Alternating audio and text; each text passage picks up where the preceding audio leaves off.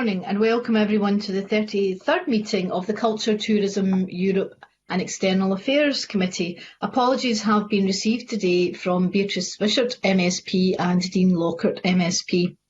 Our first agenda item this morning is evidence of the impact of COVID-19 on the hospitality sector. Can I welcome to our meeting Willie McLeod, the Executive Director for Scotland of UK Hospitality, Stephen Montgomery, the spokesperson from the Scottish Hospitality Group, David Weston, the Chairman of the Scottish Bed and Breakfast Association, and Brian Simpson, the Industrial Organiser of Unite Hospitality. Thank you all for joining us this morning and also for the briefings that you have prepared for us in advance, which have been very useful. I will begin with the first question and I'll be followed by the Vice Convener Claire Baker. This committee, as you know, has been looking at the impact of COVID on the tourism sector for some time, in fact from the beginning of the pandemic.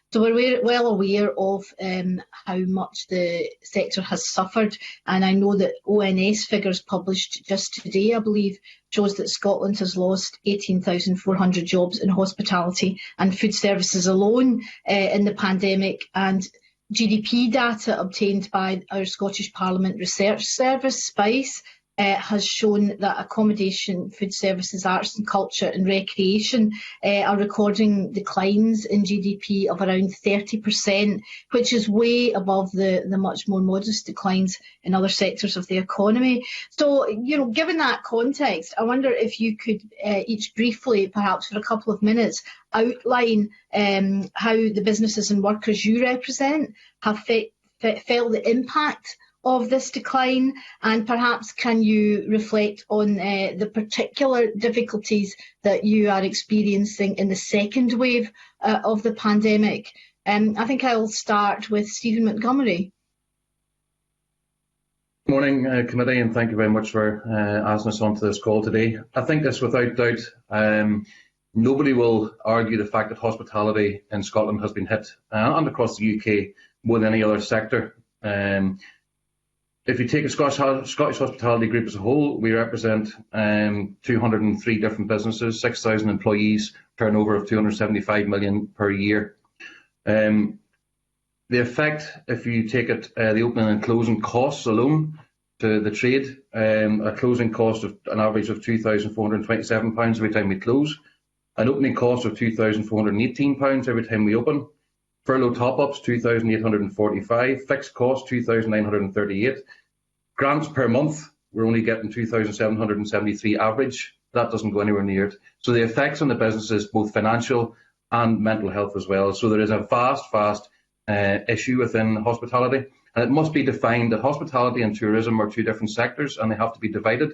Although the two sectors combine, without one or the other, there is nothing. So I think it has to be very obvious and made clear to the committee that has to be the case. Opening and closing and the lead times to these have an effect on the businesses. Given last-minute guidance on a Friday, we'll have to instruct this to happen on a Monday. It doesn't help. So the engagement from the government to the trade bodies has been very slow, which has been an effect in allowing us to get out our information to the trade. So that has had a major player effect on where we are. Going forward, I think it's going to be a long time before hospitality gets out of this. We're looking probably 18 to 24 months before we see the next stage. On the difference between the first wave and the second wave, I don't think we've seen a difference. We've been in decline from day one since the beginning of April, and we still see that now. We see job losses, we see we see hospital cases rise, obviously, but we also see our hospitality businesses closing on a daily basis. And I think there has to be some very serious interventions from Scottish Government and the UK Government. It's not one or the other, it has got to be both, because this is not just a Scottish problem, it's a UK problem as well. Okay, thank you very much for that, Mr Montgomery. And I would say that we are the Tourism Committee, but we're having this session today on hospitality because we take it very seriously indeed and see it as very much part of and in tandem with the tourism sector. Willie McLeod, would you want to give us your summation of the situation? Again, thank you, convener and committee members, for having us along today. We appreciate the opportunity to enlarge on what we've already submitted in writing. Stephen and I work very closely, so a lot of what Stephen has said I would fully endorse. But if I could enlarge on some of the points he made, I think we suffered or experienced a bit of a respite after we were able to reopen in July, when hospitality, not necessarily in the cities, but in other parts of Scotland, experienced a bit of a resurgence in demand as people started going out to eat. We were significantly helped by the Eat Out to Help Out scheme. We saw people travelling from home from throughout the UK and from Scotland to have holidays in self-catering accommodation and maybe more rural hotels rather than the cities. I think it's fair to say that the cities have absolutely been devastated by this, not just not just the hotels, but the bars and restaurants as well. We've had a total absence of international tourism, international travel. The fortunes of tourism are tied up very much with the fortunes of the aviation industry. And if I might, I'll just glance at some figures because I haven't actually committed them to memory.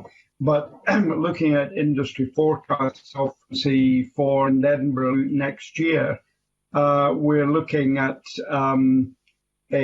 occupancies in Glasgow in the first quarter of next year that are probably a quarter to a third of what we would normally expect them to be. And that's a similar position in Edinburgh.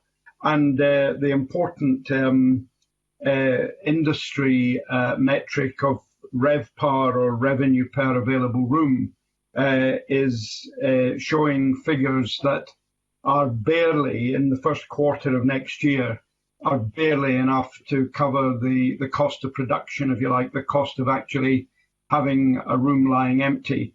And if we look forward into the second and subsequent quarters of the year, the picture is pretty bleak. And I think that really endorses what Stephen said, that many businesses, we're looking towards recovery. We're a resilient industry, and we'll get up and moving quickly when we're able to reopen fully. But most businesses are not looking for anything like a buoyant recovery in 2021, and many are saying they don't expect to achieve break-even until 2022. Now, all of that is dependent on not just the UK and Scotland getting COVID under control, but really we have to get it under control internationally before hospitality and tourism will begin to recover. Thank you very much, Willie. That's a very bleak picture indeed. David Weston, is it the similar situation with the bed and breakfast sector? Yes. Thank you for inviting me, convener and committee. And yes, it is very much a similar situation with the bread and breakfast sector. In Scotland, there are between 2,500 to 3,000 B&Bs and guest houses. So these are very small, they're micro businesses, owner managed. The direct turnover is about 250 million, and of course much higher economic contribution normally to the Scottish economy through the supply chain and through guest spend locally. And of course B&Bs and guest houses crucially are very important to the economies of rural, coastal and island communities, where they're often the only accommodation. We've found that, our members said in a survey at the beginning of October, we asked them to forecast their 2020 turnover, and the average of their forecast was that it would be down 60% on to 2019. That was at a relatively optimistic point. Since then, there's been a few knockbacks. So I think if we did that same survey today, the figure may be even higher. So they've been very badly affected.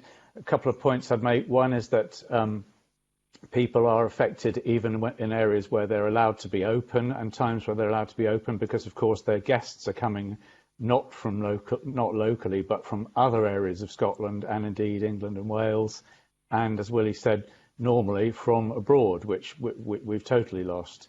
So even B&Bs and guest houses in areas that are open or relatively unrestricted have been drastically affected because of their guests obviously coming from restricted areas.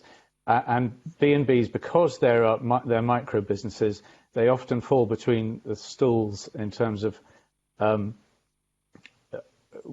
being eligible for help. And so a lot of B&Bs have found that they haven't yet had any financial help. And that could be, for instance, because they are not on the business rates list. They pay council tax. About 49% of our members only pay council tax. They may not be classed as UCO Class 7, which is hotels in planning. Many small B&Bs don't even have a business bank account, which has caused problems at accessing some of the financial help. The ones that are self-employed have typically found that they've not been able to access much help, even though they're eligible for it, because the seasonality of this business, and the self-employed help was based on an average of 12 months, and also the fact that people who invest in their businesses and made less profit obviously then get less help when the downturn came and this self-employed help was made available. So that wasn't enough to support them. So yes, they've been very badly affected. And in terms of our industry and accommodation, bookings are often made well ahead. So they then, if a property has to cancel bookings, that can be a difficult process, and it takes even longer to re-establish bookings once you're open again. They don't just come back.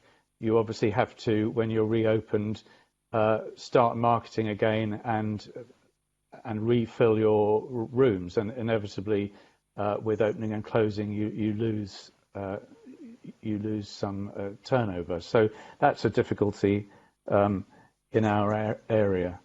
So yes, they've been very drastically affected. Okay, thank you very much. And finally, Brian Simpson, you've submitted a stark paper on the effect on workers. Can you summarise that in 3 minutes? Thanks, Convener, and thanks to the committee for bringing along Unite Hospitality to this important discussion. No, it's going to be difficult, Convener, to summarise in 3 minutes, but I'll try. Similar bleak picture to the other colleagues who have already given their perspective, but from our perspective, from workers' perspective, it's been cataclysmic. Nothing even comes close to the effect that's happened to hospitality workers.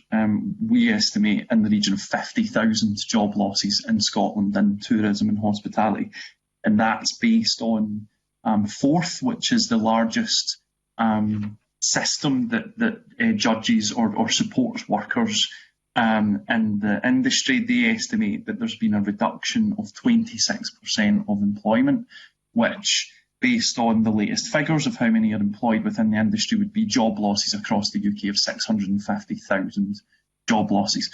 Based on the ONS figures, which equate Scotland's hospitality employment population at 9% of that would be 58,000 job losses. So that is a pretty shocking figure, and of course that affects young workers, it affects women, it affects migrant workers more than any other demographic. The other issue at the moment is those who are quote unquote lucky enough to still have a job, to be furloughed, are receiving 80% of the minimum wage, which for some people is $4.75 an hour. You're young and you're paid what we would regard as discriminatory youth rates. You're talking about having to survive during Christmas on less than £5 an hour on the furlough rate. We do not believe there's been sufficient support from the UK Treasury directly towards workers. A lot of the issues that we'll be touching upon today relate to the money that's going to employers not trickling down, unfortunately, to the workers who need it. the most, whether that be the furlough or the other financial support that they receive. In terms of the second wave, convener, there's ongoing issues with health and safety where workers are not being properly protected in the workplace. There's ongoing issues with workers not receiving furlough, employers either unable to access the furlough scheme the second time round or refusing to use the furlough scheme until March 2021. So yeah, I'll leave it there just now, convener. Thanks very much. Just very quickly picking up on your points about furlough, you mentioned in your paper that the decision to extend furlough came very late and very suddenly. How many jobs do you think were lost because of the lateness and of that decision? Oh, I'm afraid we've lost your sound. That me? Can you hear me now? So yes, just relating to our members, the thousands of members that we represent, convener, we lost in the region of 4,000 workers by redundancy just in Scotland between August and the end of October. So these were workers, of course, who were terminated on the basis that the employer could not afford to retain them because from September they would have had to contribute 10 and then 20% towards the furlough scheme. That was the fundamental reason that was given to those workers for why they were terminated. Of course, the Treasury's decision to extend the furlough at the very end of October, I believe it was 48 hours before that cliff edge happened. And then, of course, it was extended again to March on the 5th of November. That lost thousands of jobs. Those workers could absolutely have been saved had, number one, the Treasury not tapered off the furlough scheme and made employers contribute towards it. Personally, and as a union, we want employers to contribute towards the furlough scheme, but to obligate it upon small businesses who absolutely can't afford it meant that thousands of jobs were lost. So that, combined with a complete inaction and delay in action from the Treasury, did cost thousands of jobs in Scotland alone. Thank you very much. Yes, a very grim picture indeed. Claire Baker. Thank you, convener.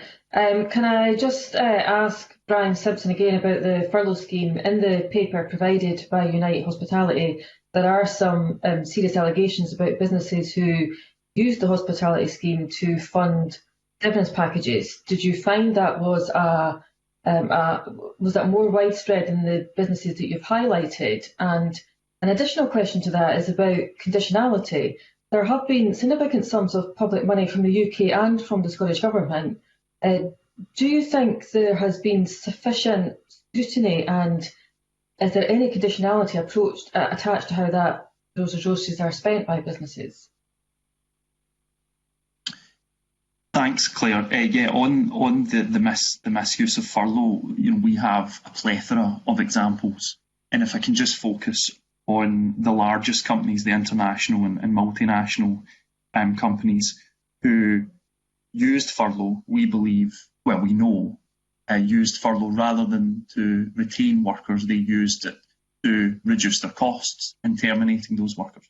So, for example, Holiday Inn, a well-known brand, at Glasgow Airport and Edinburgh Zoo, two of their largest units in Scotland, they terminated workers at the end of August, over 100 workers per unit.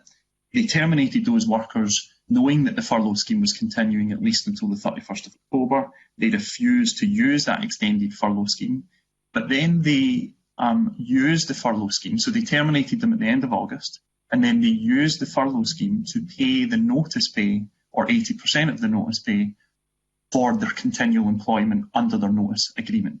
Now, they don't need to do that. They could have done what's called payment in lieu of notice, where they terminate them with immediate effect and pay 100% of their notice pay. Instead, what these employers did, or what Holiday Inn done with the Glasgow Airport and the Edinburgh Zoo, was they used the furlough scheme, in some cases till January and February 2021. So they took advantage of that extension of the furlough scheme rather than what it's intended to do, which is to retain workers. they used it to reduce their costs in the furlough, or reduce their costs, in the notice pay. So these workers were terminated at the end of August, but kept on the books, if you like, until as late as January, February 2021, because they kept their costs down. On the scrutiny, on the conditionality element, Claire, it's a great question, because from our perspective, there hasn't been enough scrutiny on that public money and how it's spent. At the end of the day, whether it be the furlough scheme or the grants that are given to businesses, as a trade union, we have always made clear that they should be conditional upon decent employment practices. Now, I appreciate that employers or governments should not or shouldn't be telling employers what they can and can't do, but when it comes to public money, they absolutely should. If employers are receiving tens of thousands in grants and financial support, attached to that should be conditionality that, for example, they pay the real living wage.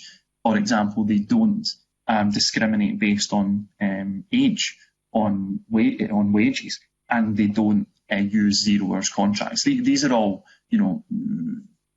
supported by the Scottish Government and the Business Pledge commitments to ensure fair employment practices. So we are absolutely firm that they should be applied as conditionality upon any public money that's given to employers, but unfortunately that's not the case. Thank you for that response, and Convener, happy to declare that I am a member of Unite Union, and I have been aware of their concerns raised in these areas, and I've had some involvement in local issues that are relevant to the answers that Brian Simpson has provided this morning. Can I ask the hospitality sector, and can I ask Willie and Stephen about the way in which, about what happened over the summer? So I do understand that businesses invested quite a bit of money into making their premises safe. I know there was money spent on screens, on signage, and these kind of factors. How did you then feel about this sector being identified as a problematic area and the restrictions that are in place at the moment? Do you understand why those restrictions have been placed on the sector, and do you think they're reasonable? If either Stephen or Willie want to answer them.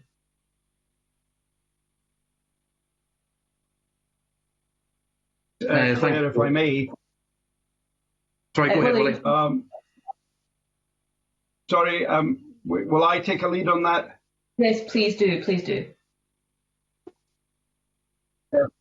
The sector has spent amount on investment in safety and other measures for staff, for customers, and probably by implication for the surrounding communities as well.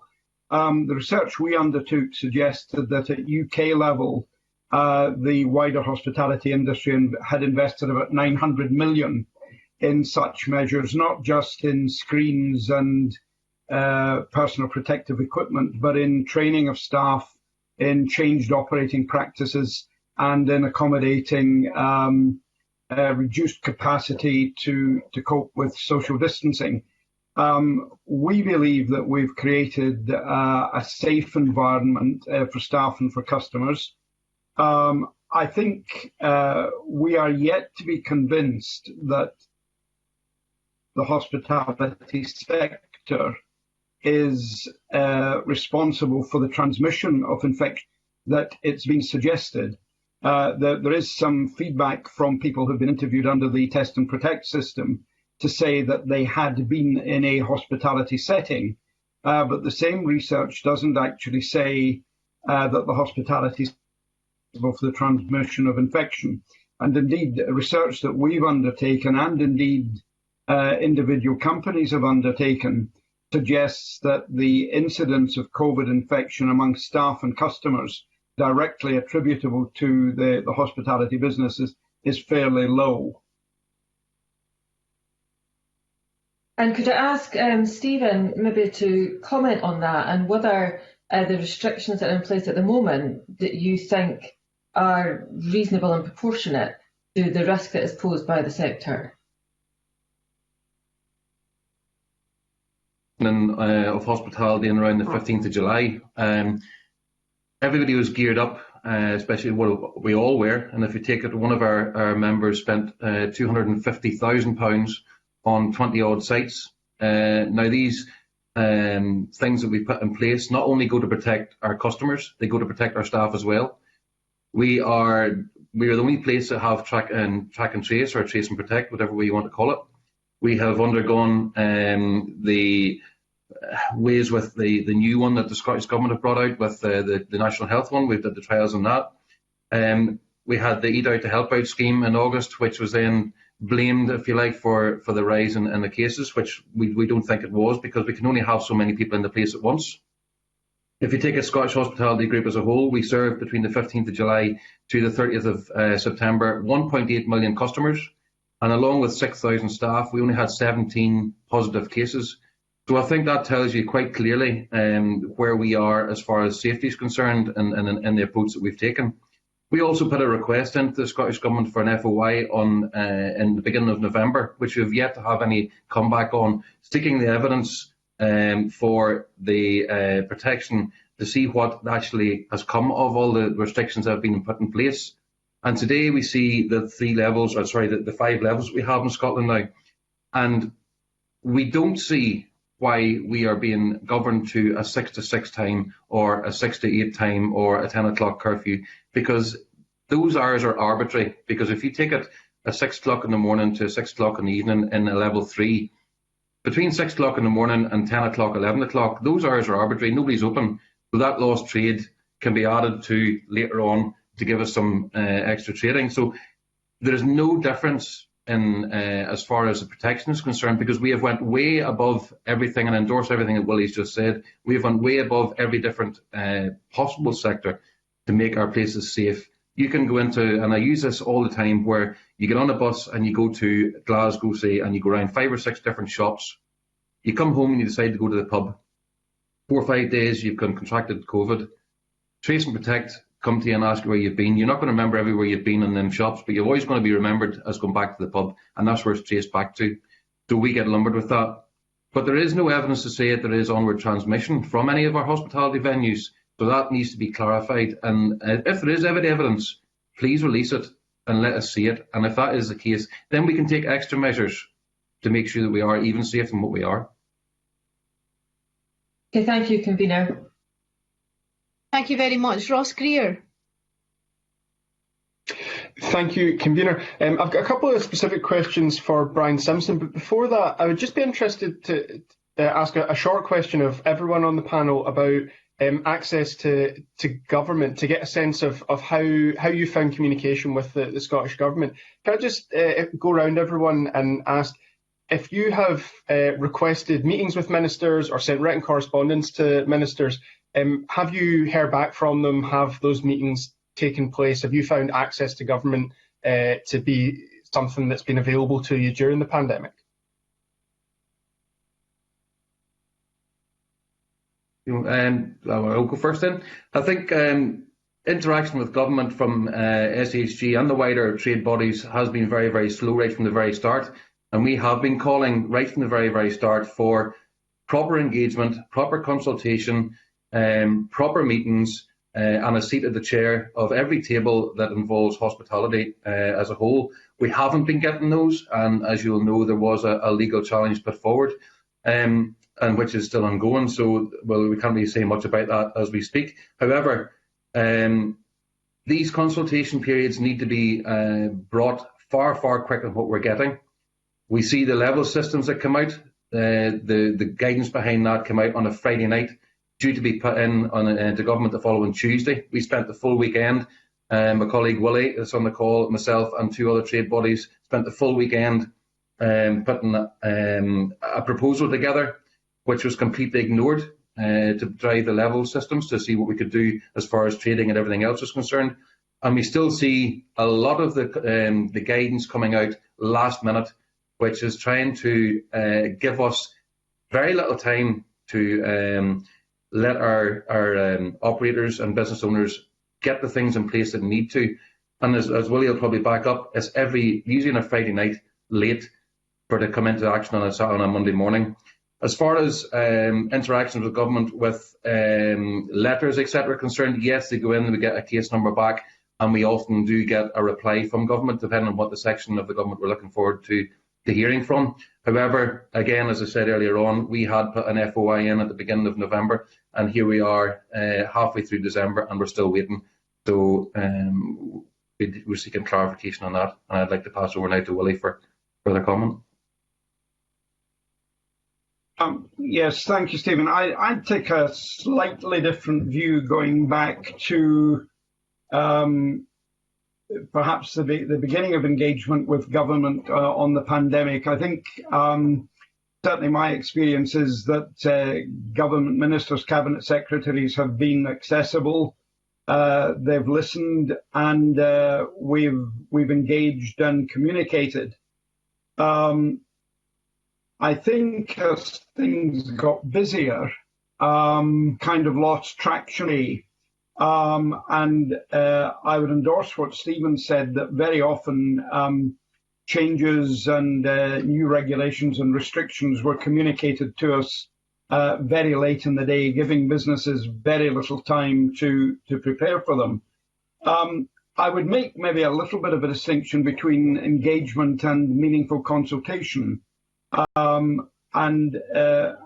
would infer no criticism at all on some of the individual officials we've been dealing with, who have been nothing but professional and patient, and really very heavily engaged with us, spending a lot of time occasionally over weekends engaging with us. Stephen alluded to the legal action that we initiated against government, which is ongoing.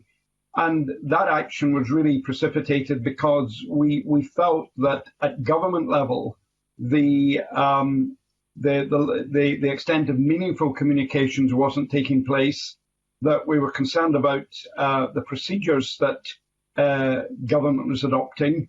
And indeed, I'd rather not get into the detail of this action in a public arena because the exchanges are ongoing.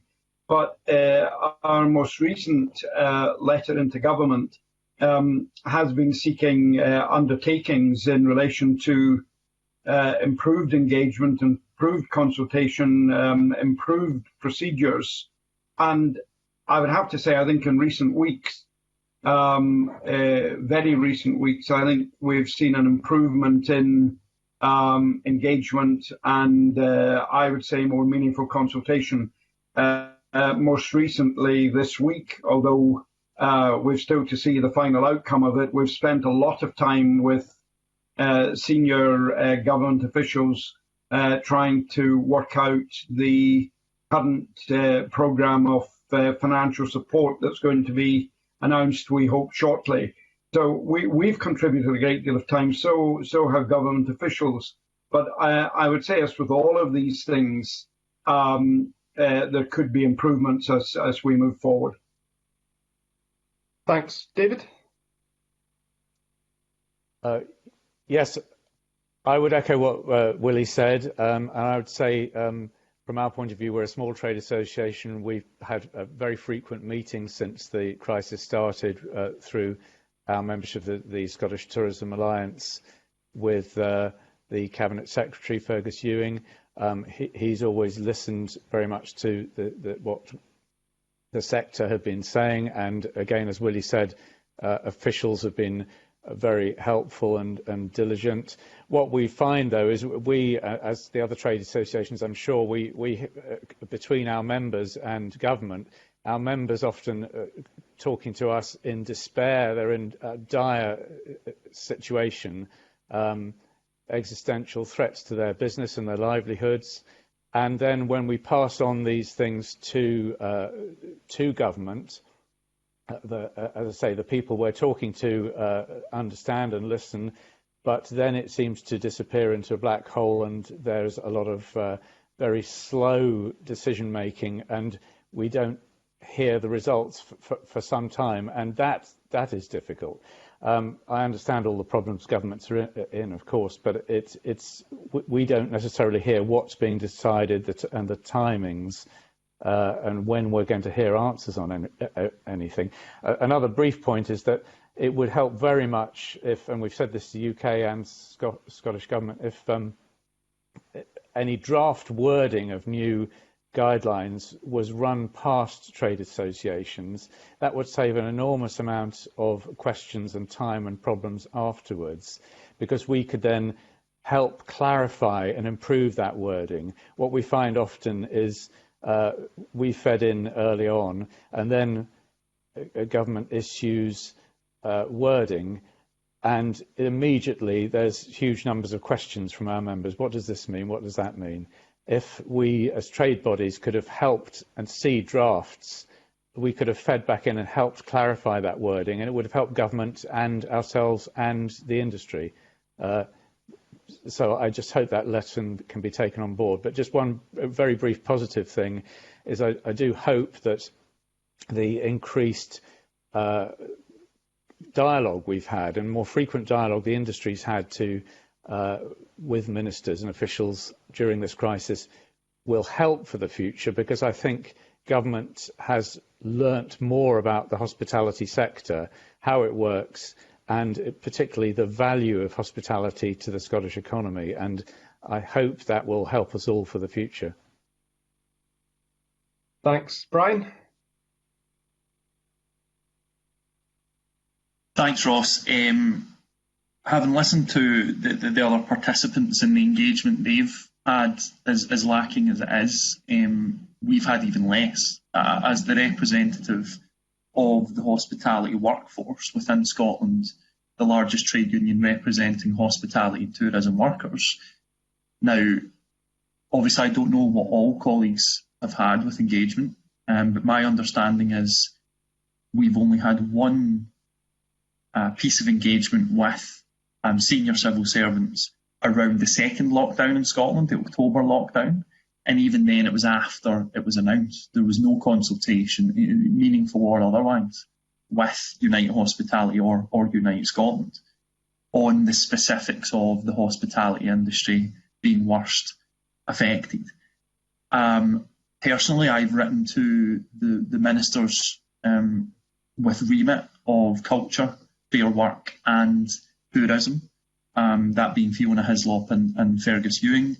The response I got was quite disappointing. I felt that it was a template response. I was specifically raising quite serious concerns about the way in which Scottish hospitality employers were misusing the furlough scheme. So it was a specific point that I was making, and the template response I received simply listed what the Scottish Government have done in terms of financial support for the industry, which was not what I was asking. So that's disappointing. And we've also written to the First Minister, albeit only a few weeks ago, calling on her to support our call for a minimum wage floor for hospitality workers to ensure that no worker is having to live on 80% of what was already poverty wages. We've not received a response to that, but I appreciate the First Minister's very busy. So no, the engagement's not been good. I would say it's been even worse than it has been for industry, which is sad, because I would like to think we bring a different perspective to the table in terms of representing the workers who at the end of the day are the worst affected by this crisis. Thanks. I think Stephen's looking to come back in on this point.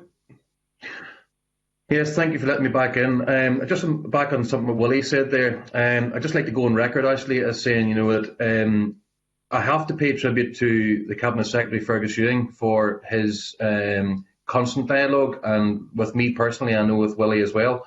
I know I can pick up the phone anytime and speak to him, which is very, very good and very welcomed.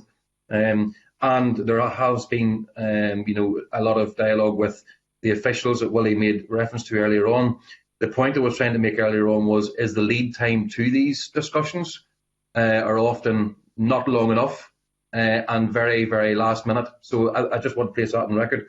Plus, I think, as it was alluded to earlier on, the value of hospitality that David was saying earlier on, I think pre-COVID there was a distinction made by a lot of people that when they looked in through the doors and the windows of hospitality, they seen busy restaurants, busy pubs, busy clubs, busy bars and everything, and thinking that they were a really, really busy sector. Let's not be fooled by that.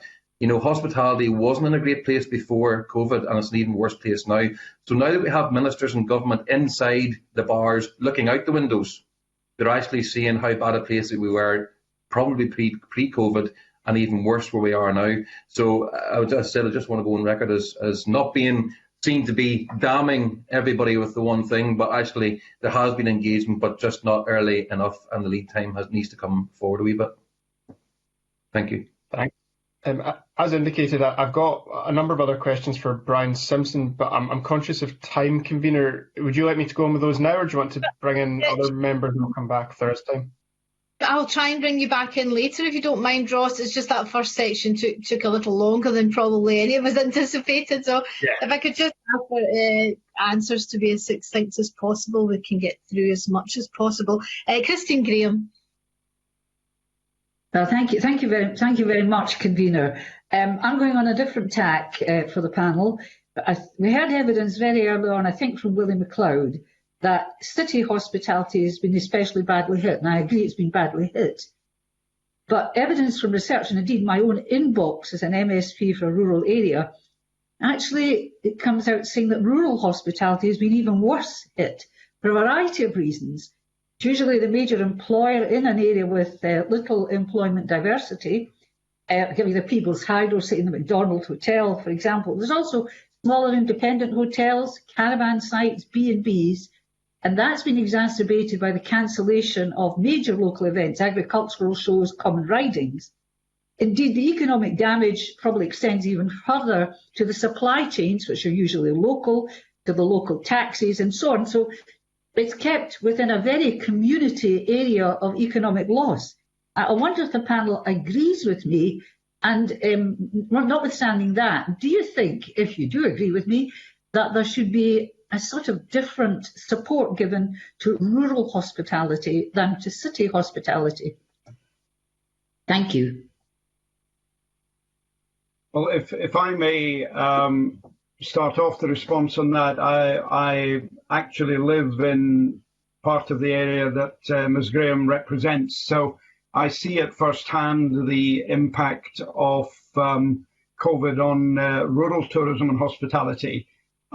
If I gave the impression that rural businesses were unaffected by this, then that wasn't the intention.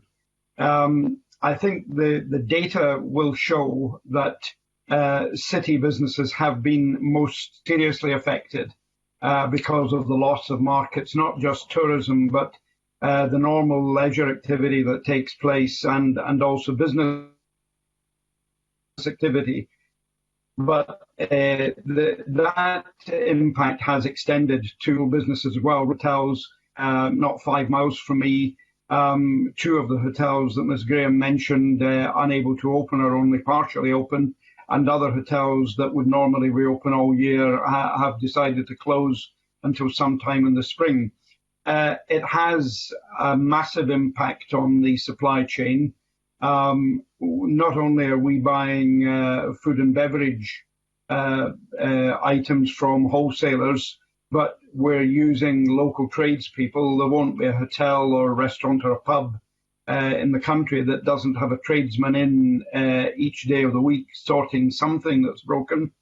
Taxis and other businesses rely to a great extent on our customers. So the supply chain through food and beverage, laundry, local tradespeople, all of these have been affected, whether it's the same suppliers are dealing with rural and city businesses. I mean, in terms of the financial support available, well, you could wind me up and on I would go. I think the financial support, although there has been significant sums made available by the UK and the Scottish governments, quite frankly, it doesn't really begin to meet the costs being borne by businesses. And there is an issue related to employment of people and the remarks that Brian Simpson made that I may come back to later if time permits. But, you know, we've seen a whole series of financial support instruments coming forward from the rateable value related grants that were available in the spring. There's a major omission there in that the larger businesses, those with a rateable value above 51,000, received nothing at that time.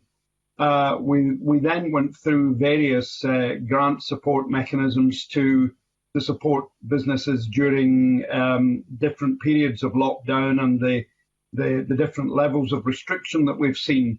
Many of these grant payments don't go anywhere near meeting the fixed costs of closure. Some work we did earlier in the year suggests that the fixed cost of closing, the average fixed cost of closing a hotel is running at over £60,000 a month, nearly £750,000 a year. Now, none of that is being compensated for by the grant schemes that have been made available. And maybe just one final point on that, the Scottish Government put in place a number of discretionary schemes of support from the Hardship Fund, the Pivotal Enterprise Fund, the Hotel Support Scheme. These were discretionary schemes, and that means there's winners and losers. Not everybody wins from that. And really, we've had an awful lot of losers here. And I think we needed to look at a much more comprehensive and appropriate ongoing support scheme that would have helped businesses to meet the fixed costs of closure. Being closed costs money, and even having staff on furlough costs money. And if you've no income coming in, how on earth do you meet these costs? Businesses are getting very, very close to the edge, and we're losing businesses by the day. And tragically, along with that, we're losing staff. Can I come back in, convener? Yes, of course. I really wanted you to focus, Mr. MacLeod, on rurality, and I appreciate everything you said. I think we're all aware of the dreadful impact to hospitality throughout. But I wanted you to focus on rurality. Do I take it that you're disagreeing with me and with some research that, in fact, the impact on rural areas can be more penetrating than it is in urban areas? I don't want a war between urban and rural, just as a matter of fact. And in passing your comment about discretionary funding, correct me if I'm wrong, quite often that's administered by local authorities on the basis that they've got a good idea on their own patch which businesses they need to support with this discretionary funding. Do you think they've been doing their job properly or not? So it's really rurality, please. Well, I'll focus on rurality. I'm not trying in any way to create a division between urban and rural.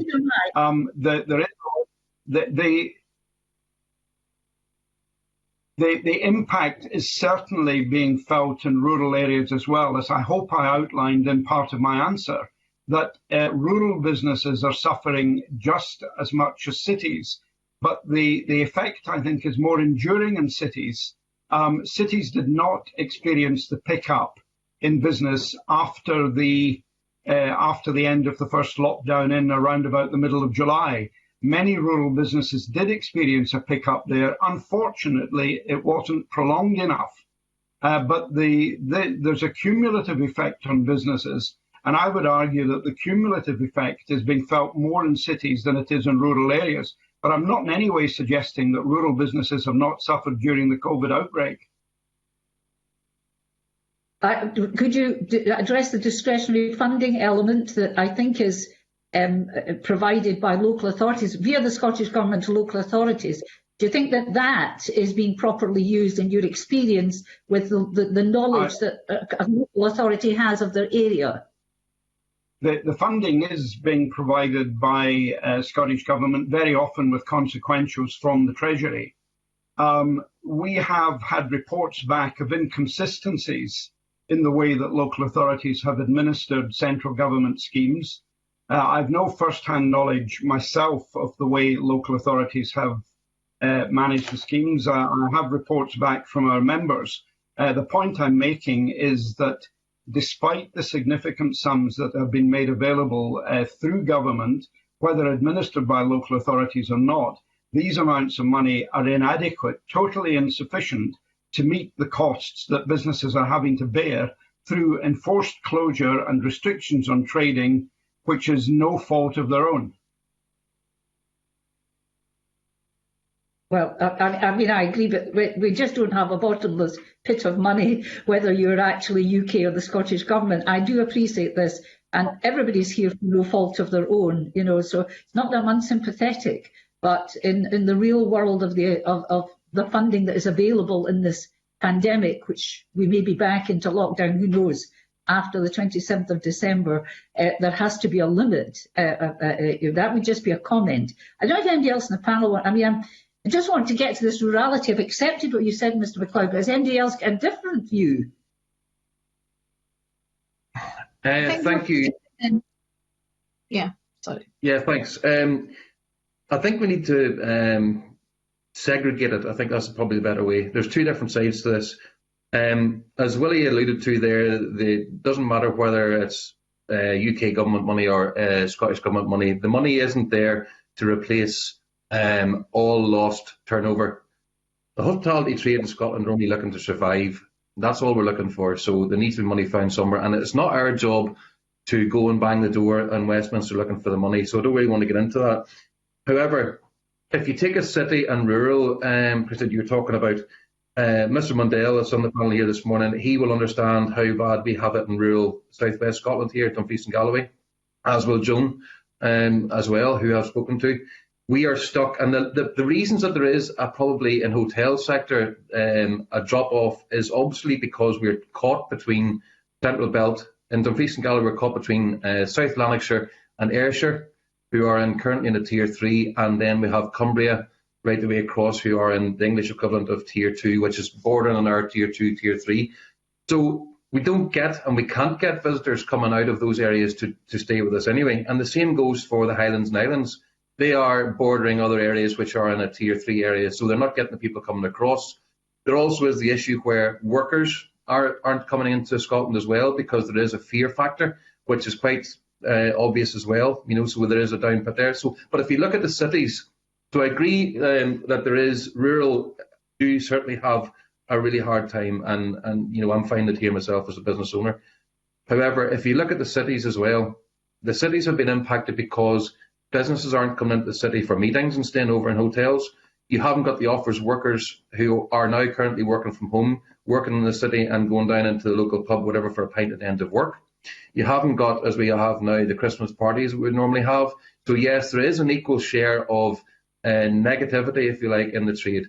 But I do think that cities have been hit hard, but equally, rural has been hit very, very hard. And there has been money put into South of Scotland Enterprise, and I have seen the results of the 10 point, whatever it was, just under £11 million. And actually, I made a comment to Willie yesterday that the distribution of that to certain businesses I wouldn't have agreed on, because a lot of hospitality would have been probably deserved of more against other parts of industry and sectors that got very, very little. Thank you very much. Thank you. I have no further questions. Thank you. Okay, I know that Brian was trying to come in. Brian, do you want to come in just quickly? Just really quickly, Convener, I agree with you, Christine, wholeheartedly. I think rural communities and rural hospitality have been doubly affected. From our perspective, from the workers' perspective, that can most clearly be seen in the effect on migrant workers, where places like the Highlands, we've seen not only migrant workers losing their job unnecessarily, but actually being evicted from their staff accommodations, and in some cases losing their pre-settled status. So these workers, could not lose any more, having to go back to their respective countries simply because, and I appreciate there's financial concerns from the business perspective, but these employers could and should have furloughed these workers, but haven't. And not only are they losing their jobs, they're losing their staff accommodation and their right to remain as well. I would absolutely agree with that. Thank you. Okay, move on now to our next questioner, and I know there's a number of people wanting to come in, but maybe you'll be able to do that at the next round of questions. Stuart Stevenson. Thank you very much, Convener, and like some other members of the committee, a great deal of my constituency is rural, and 15% of my electors live in level 1 area in Moray, and the other 85% in level 3 in Aberdeenshire.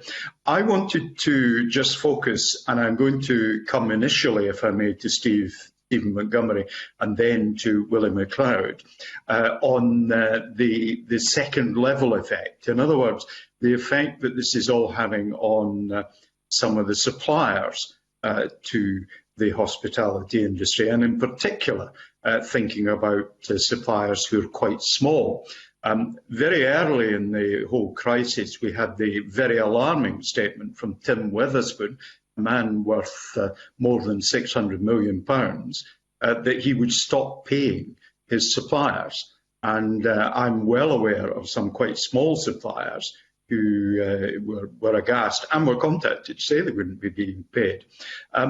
Is he the exception? I believe him to be so. Or is the issue of the second-level suppliers to the hospitality industry one that concerns the Scottish Hospitality Group and indeed the UK hospitality? Starting with Stephen Montgomery. The supply chain have been secondarily hit, if you like, because they are a primary source for our businesses. And particularly in rural, as you speak about, we as a business in Dumfries and Galloway, we use as many local suppliers as we possibly can.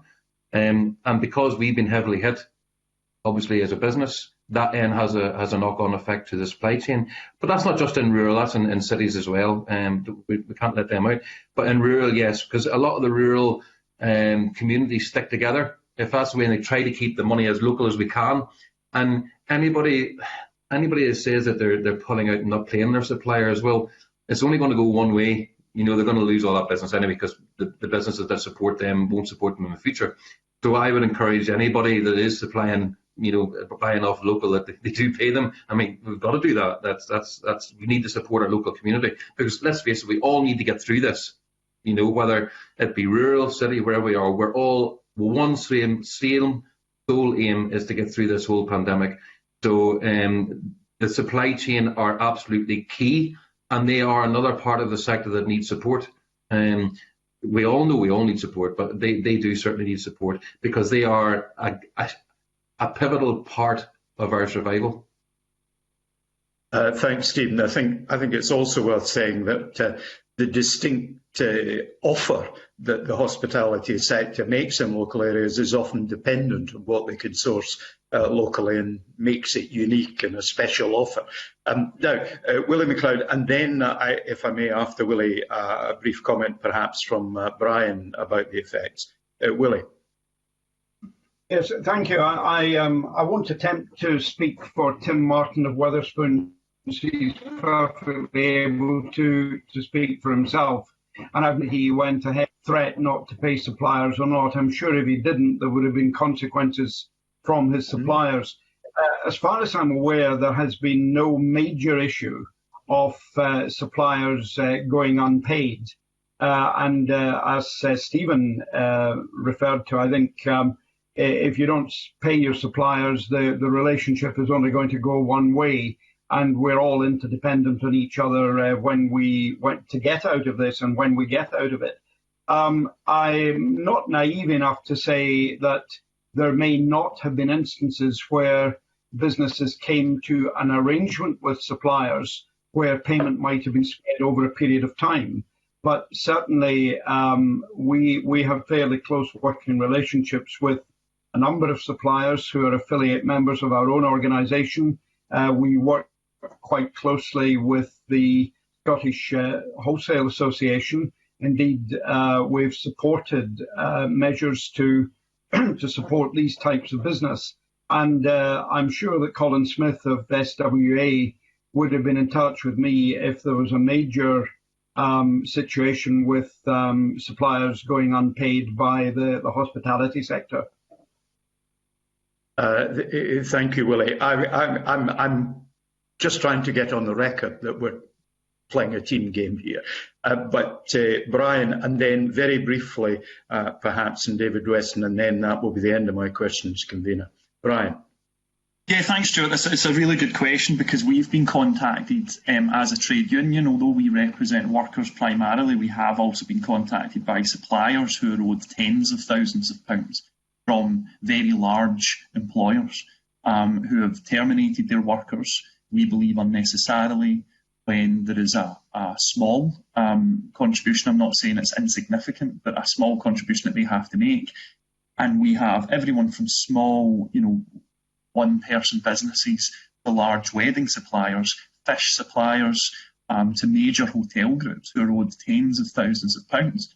So we're not just talking about the knock-on effect on workers, the knock-on effect on suppliers who ultimately are workers as well. But just to support Willie on that, I can't speak for Tim Martin, and I'm certainly not going to try. This is a guy who, when the COVID pandemic first hit, refused to furlough his workers and encouraged them to go and work for Tesco, which was lovely to his 40,000 workers. So I'm certainly not going to speak on behalf of Tim Martin, who I think is a rogue employer, even according to UK hospitality. Thank you very much, Brian. And finally, David and his membership, I'm sure, equally rely on many small local suppliers. And then when we've heard from David, convener, back to you. Yes, Stuart, that's right. B&Bs and guest houses will have very small, very local suppliers. So and those suppliers will be similar size or bigger than them, so that the situation doesn't arise as it does with perhaps bigger groups, but that they can negotiate or not pay or extend payments. The B&Bs are paying their suppliers, but of course with the 60% drop in turnover, that's 60% less business that those tiny local suppliers of food and drink and other things are getting. So that trickle-down effect will happen throughout the economy.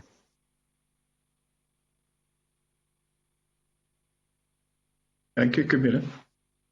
Thank you. And I see from our chat box that Steve Montgomery is also saying that rural hospitality relies on local suppliers who usually have a close working relationship. I'm sure Stephen will be able to get back in later. Oliver Mundell is next.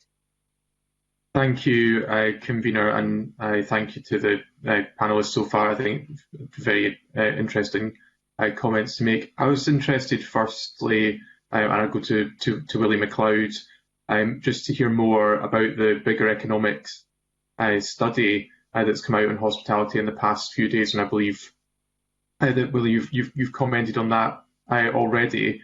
But my understanding is that it's shown that a few small changes to the restrictions that are currently in place could potentially save thousands of jobs. Is that correct?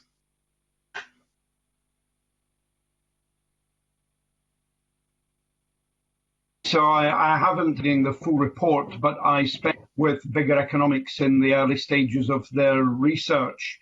And I think the report clearly shows that if we took a more tailored and nuanced approach to closures and restrictions, that we would really hopefully find ways in which businesses could operate on a more viable basis. I think there's a very clear distinction between compulsory closure of a business where the business knows where it stands, but where we have a raft of different regulations and restrictions coming into play, whether that applies to trading hours or the capacity of the business, we can quickly find ourselves in a situation where the impact of regulation really puts in question a business, and a business that is technically, legally able to open might actually be better off closing. The costs of operating in a severely restricted way erode any potential for viability. And I think we're seeing that with moving businesses from, say, level 4 to level 3. There's very little difference in a hospitality business between level 3 and level 4. Your ability to trade and your ability to trade viably at level 3 is very seriously compromised. And I think the Bigger Economics report shows that if we were able to fine-tune and nuance some of these restrictions, we would find ways of enabling businesses to operate on a more sustainable basis during the pandemic. Thank you for that. I mean, I just find after nine months in, or what feels like almost a year already, that we've not been able to find those solutions and work with the sectors affected. I wondered whether Stephen Montgomery had anything to say on that. And I should say, for transparency, convener, I mean, I'm aware that the Scottish Hospitality Group have been engaging with the Scottish Government, asking for slight tweaks and changes to be made. And I just wondered whether there had been any progress on that and what the engagement had been like. Yes, thanks, Oliver. I think if we break it down, Scottish Hospitality Group, under Fergus's, Mr Ewing's request, put in a proposal on the 3rd of March, and along with the other trade bodies, which Willie will be aware of, we put in proposals probably in October as well, asking for, and we started a campaign on this, on Tweak the Tiers, where we felt that a 6 o'clock close, as an operator I'm talking about as well as a trade body, a 6 o'clock close was very financially unviable for us. So that effectively closed a lot of businesses that should have been able to stay open because they just weren't viable to open. So in the tier system or the level system, they were able to open through the guidance, but weren't viable to open. So we just took that decision to close. And as I referred to earlier on, the 6 o'clock close, the two main parts of a restaurant's trading are between 12 and half 2, and then between probably 5 and half 8, 9 o'clock time. In a tier 3, even without alcohol, you'd only get the lunchtime service. In tier 2, you're trying to cram people in for the evening service between 6 and 8 o'clock. So that has two issues. One, you're trying to get what money you can. Everybody's wanting to come out, and then you've got that added risk. We have asked on numerous occasions and through our proposals to leave level 1, 2 and 3, certainly level 2 and 3 to 10 o'clock. Level 2 and level 3 with alcohol of some kind. We will talk about obviously in level 3 whether that would be with just soft drinks, but we'd obviously prefer a limit of alcohol of some kind. This would solve many problems. It would give, and as the report said, an upturn in the business finances. It would also give the businesses a better way of managing staff, because they're able to give staff their hours, which means they can take them off furlough, which means this in the end game is a less of a burden to the furlough scheme. And again, from UK Treasury. It also would give staff a better mental well-being as well, because they are able to come back to work and be part of the rescue, if you like, of the trade going forward. So I think a tweak of the tiers is an absolute definite must ask, and I'm happy to say that that I think they're going to be looked at in the next review at government, and I would encourage government to imply these and put them in straight away, because it is a serious thing, and the levels just don't work in the viability of any business at the moment within hospitality. Thank you for that answer. I also just wanted to ask briefly on bed and breakfasts.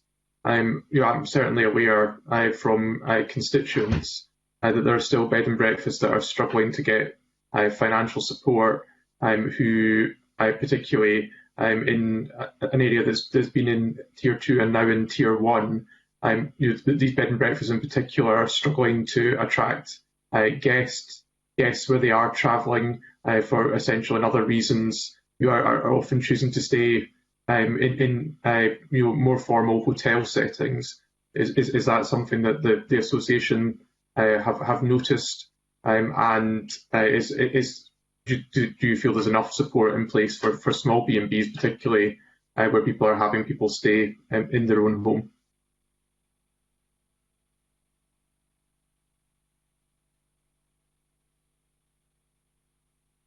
Still on mute. No, Oliver, as I said earlier, I think that there hasn't been enough support for small B&Bs. They've often fallen between the different criteria of different support schemes.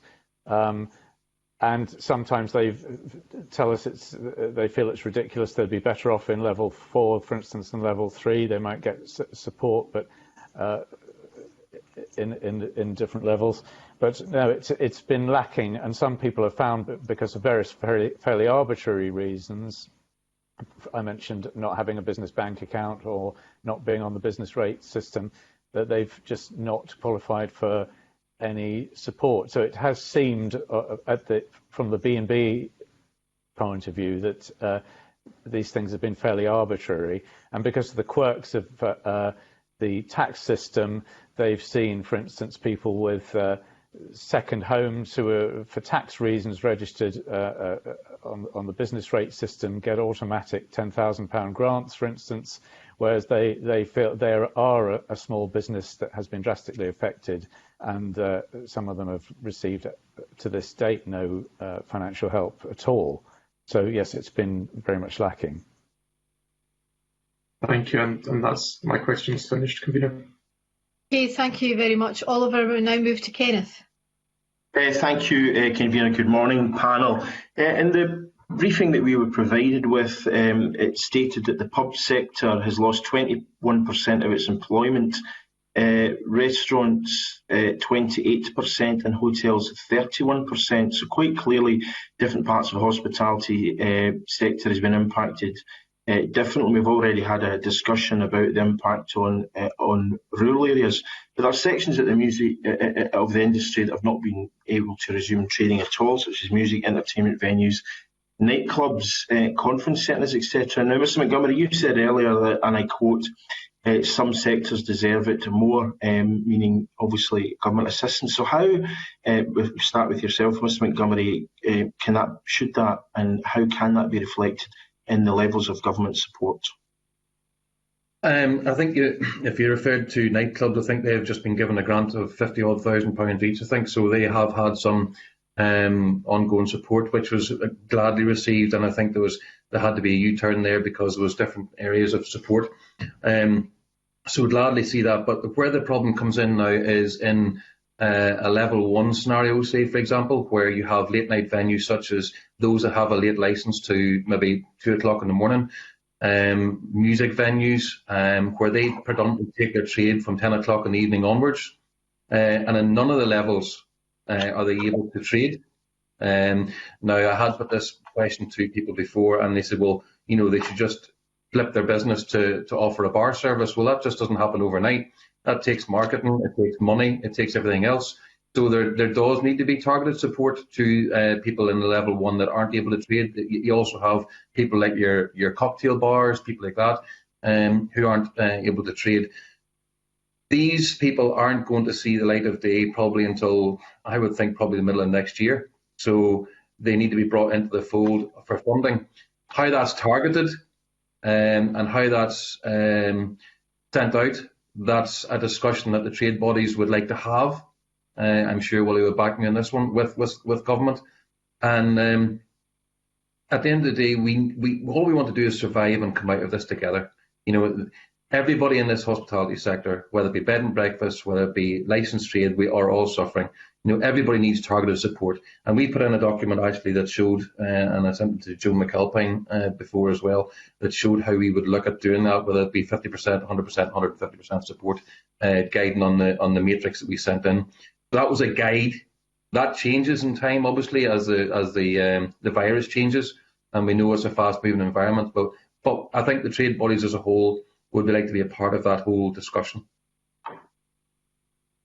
Okay, just obviously the question I'm trying to focus on is how can we ensure that everyone gets a fair crack of the whip and gets fair funding. I mean, just to before I let the others in, there was continuing disquiet among the sector that larger hospitality businesses were included because of rateable value, ceiling of £51,000, for example, and of course we've now had the hotel fund and various other funds. But I'm just wondering, Mr McLeod, how do you think we can have a much fairer distribution of available resources?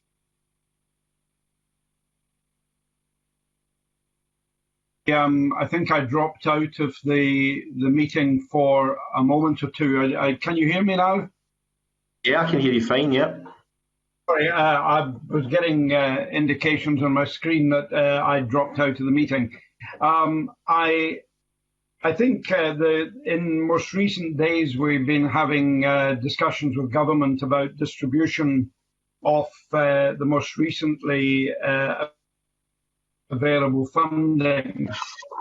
And one of the issues we've been wrestling with is an equidistribution of the currently available money. And I'm pleased to say I think where there will be a larger sum made available to the businesses that I think Kate Forbes described last week as having fallen through the cracks. And amongst these are the larger businesses with a rateable value above 51,000 that were excluded from the grant scheme back in the spring. However, the sums we're able to carve out at the moment are actually working out at less than smaller businesses would have got by way of grants of £25,000 back in the spring. I hope I didn't give Christine Graham any indication that I thought there was a money tree. I wish there was. We understand on public money, whether that's coming from Westminster or from Holyrood. But I think the point we've been seeking to make all the way through is that businesses are struggling. They need financial support if we're going to come out of this. And in many cases, the support that they've had might have been through loans, through the CBILS scheme, through the bounce back loan scheme, and indeed maybe support from their banks. What we've seen through this, whether it's large or small businesses, their cash flow has disappeared, their profitability has disappeared, and the reserves have been eroded.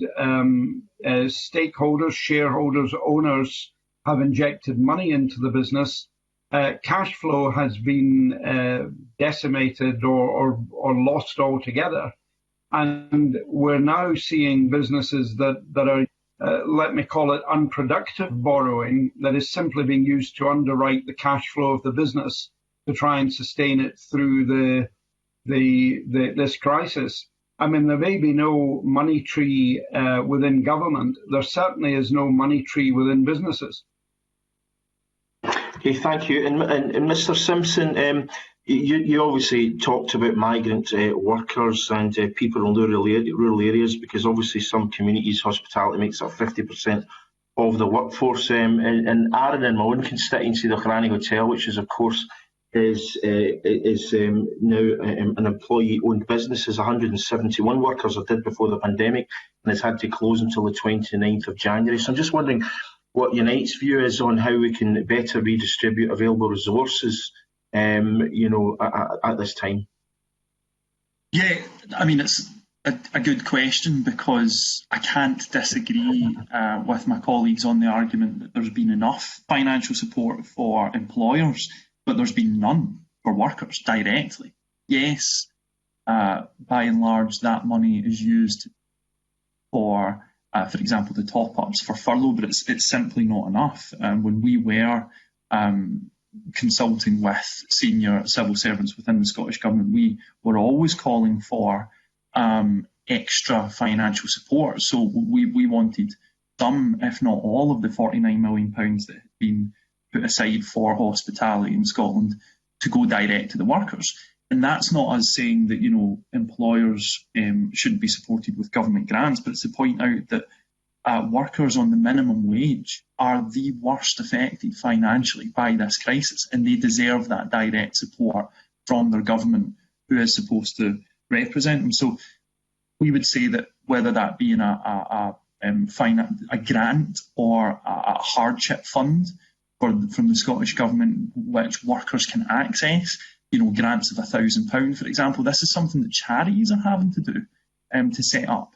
Now, I'm not saying there's a magic money tree. I am not saying that Westminster isn't massively to blame for the lack of financial support that it doesn't provide to the Scottish Government, but that still doesn't relinquish liability for the fact that there haven't been direct financial support set up for workers other than through the third sector, and that's upsetting. That has caused poverty for a lot of workers who either haven't been furloughed or they have been furloughed, but 80% of the minimum wage just isn't enough.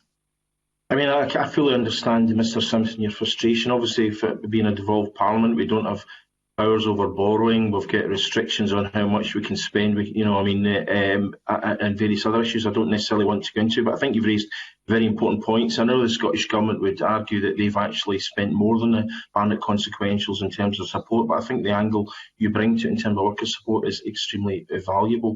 Mr Weston, have you got comments on what we've discussed so far, particularly in terms of how we can provide a more nuanced support, because clearly there are some businesses that are proportionately gaining more than others. Not that everyone isn't experiencing a loss, but it's how we can have a much fairer allocation of available resources, regardless of how much those resources might be in totality. I'm interested in hearing your view. Yes, thank you, Kenneth, and we're happy to liaise with the committee and with any parts of government that it would help for us to liaise with, to sort of make that any individual piece of government financial help fairer and help it go to the right places, and it's good to be part of that dialogue. But I'd also like to make one big point, is that obviously if businesses are in danger of not surviving, then financial support is necessary. But what we would really rather have than financial support, I think all of us, is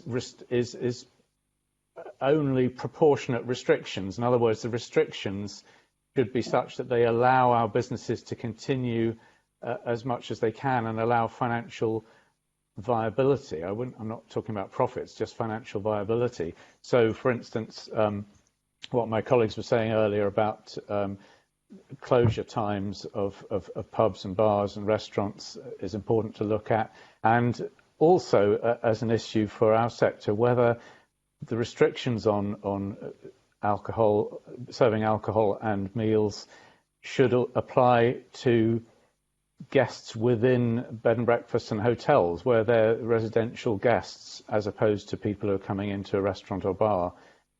Should they be as restricted? In other words, I think it's very important that the restrictions are looked at in the light of the medical necessity for them, because I think some of them have had a disproportionately damaging effect on the businesses, which wasn't needed for medical purposes. Okay, well, thank you very much for that. I realise that we're being very pressed at the moment, Convener. I would love to ask more questions, but I realise that we have to be in the chamber for something that, when this meeting was arranged, we didn't know was going to transpire. So thank you very much, Convener, and thank you very much, panel, for your responses.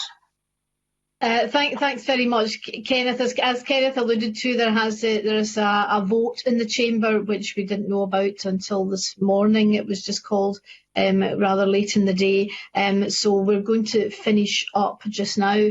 Can I thank Mr MacLeod, Mr Montgomery, Mr Weston and Mr Simpson for attending and giving evidence today. It was very helpful. I'm aware we scratched the surface, but we have got your written submissions with some of your detailed proposals, including detailed solutions, and please be assured that we'll take very close cognizance of them when we're coming to our conclusions as a committee. So thank you again, and I will allow a couple of minutes for members to take a comfort break before we move to Microsoft Teams to resume in private session. Thank you very much.